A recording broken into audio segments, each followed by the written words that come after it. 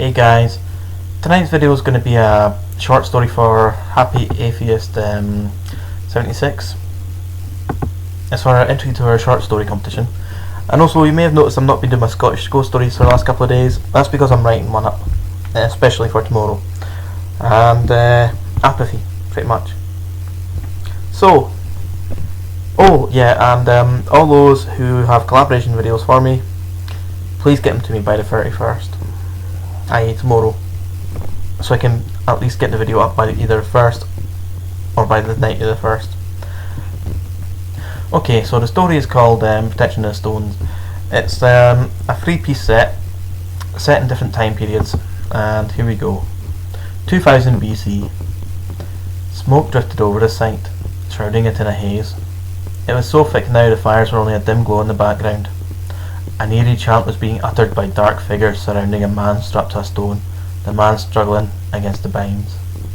He could hear footsteps approach and tried harder to escape as a dark cowled figure approached.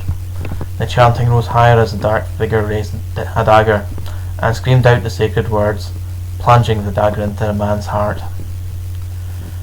The figure stabbed the now dead man several times to get the blood splashing over the stone. When he was done, an apprentice stepped up and started to carve the heart out. Once finished, the heart was placed into a hole nearby, and the apprentice uttered a prayer to his gods. The bloody stone was raised, the corpse still strapped to it, and placed into the ground on the top of the heart. Smokes were all around thicker now, as the tribe began to celebrate, knowing that for a while they would not be the one to be chosen. 1,000 years later. Galen cursed slightly as he ran from the raiders. Gorse bushes scraped his body and he was limping after falling. Looking around, he could see 3 tall mounds shaded by the night. He limped towards them as fast as he could, the shapes getting closer and closer.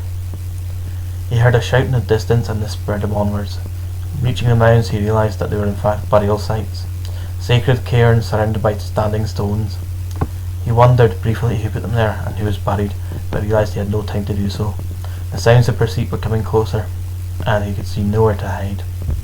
Struggling onwards, out of breath, Galen noticed an entranceway into one of the cairns. He stopped, unsure of whether to go on, and despite the pursuing men. Gripping his spear tightly, he cast around for any other hiding places before uttering a prayer to the dead in apology before entering. Galen dashes deep within the cairn, hoping that the raiders will not do as he has done and break the sanctity of the dead. He can hear the raiders outside searching for him as he waits in the cairn. And knowing that he is the only one left to save his tribe, he hopes they will pass him by. Eventually, he settles down to wait, waiting for the men to leave. As the hours pass, eventually the sun starts to rise, and slowly a shaft of light travels down the passage, hitting a red stone to the back of the chamber that is covered in marks of some kind. Looking at it, Galen decides to take a closer look. He's drawn towards it. He steps forward and touches the stone, and a bright flash of light bursts around him. Waking up, Galen finds himself strapped to a stone, the night sky marred by a haze and chanting all around him. He soils himself when he hears someone say, "We now have a sacrifice for the next standing stone." 369 BC. The wind howled down the glen, carrying flurries of snow wet. The blizzard had raged for 4 days now, and the snow was hip deep. A trail could be seen leading in the snow that hinted at wild animals roaming in the brief calm when it came. Necton forged ahead, trying to ignore the biting cold now numbing his legs. He had not felt his toes for days now, and was wishing that he had not taken up being a bard. Tales of the gods and the hosts of the Seelies did not feed him in the storm. He wished now that he had not told the story for unseelie hosts being humiliated. He only hoped the Seelie hosts would find him, and not the unseelie hosts. The wind was picking up when Necton spotted them. 3 mounds of snow on the horizon, too regular to be hillocks. Thinking them to be an abandoned village, Necton set course for them, hoping that the roofs had not caved in. His lips were turning blue when he reached the entrance to the most northerly one. Standing there, his straggly hair matted and wet blowing in the wind, and his beard flying in his face. He looks upon the entranceway partially blocked by snow. Without thinking twice, he rushed in, His thoughts only of a dry night, and possibly feeling his toes again as he shivered in his wet skins. Walking all the way to the central chamber, he could see now that the chamber was a cairn, and that he had inadvertently walked into an area that the unseelie host might live. Fearfully, he starts to back out the place as the sun breaks through the clouds for the first time.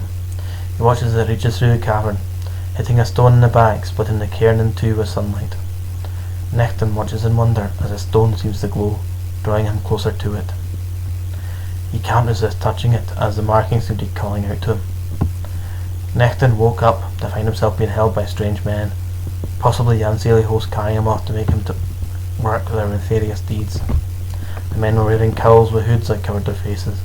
Increasingly he struggled to get free from the bonds they had bound him in, but with no success. Panting with exertion, he looks around and hears them talking. He can't understand what they're saying as they gather around him. They untie his bonds and follow a leader in blue robes towards what he can now see are 3 cairns close together. He begins to struggle and swear as they tie him to a white stone and chant.